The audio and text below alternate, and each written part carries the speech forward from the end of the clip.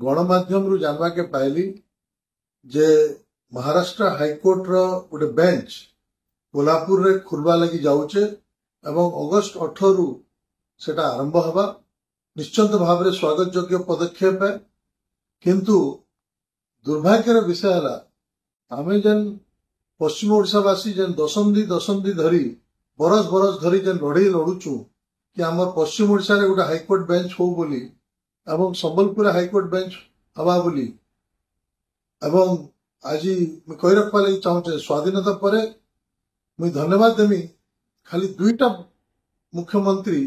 जे कि प्रस्ताव देइथिले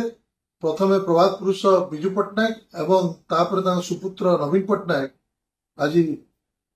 पश्चिम ओडिशा रे हाईकोर्ट बेंच एवं संबलपुर हाईकोर्ट बेंच हवा बोली प्रस्ताव देइथिले। किंतु दुर्भाग्यर विषय है केंद्र सरकार सबु बेले इ प्रस्ताव के तार भूल भटका बाहर करी केबे ग्रहण नहीं करी एछनका भुवनेश्वर भी एवं दिल्ली रे भी बीजेपी रो सरकार रही छे जदि तागर पश्चिम ओडिशा प्रति दरद अच्छे आमर पश्चिम ओडिशा वासी के प्रति दरद अच्छे ताले जनता महाराष्ट्र रे जने बीजेपी सरकार अच्छे हाईकोर्ट बेंच कले सेंता आमर संबलपुर रे हाईकोर्ट बेंच करूं नाले आमे सबु प्रकार लड़ई लड़मु आगामी दिन रे आमर अंचलवासी को न्याय दबा लगी।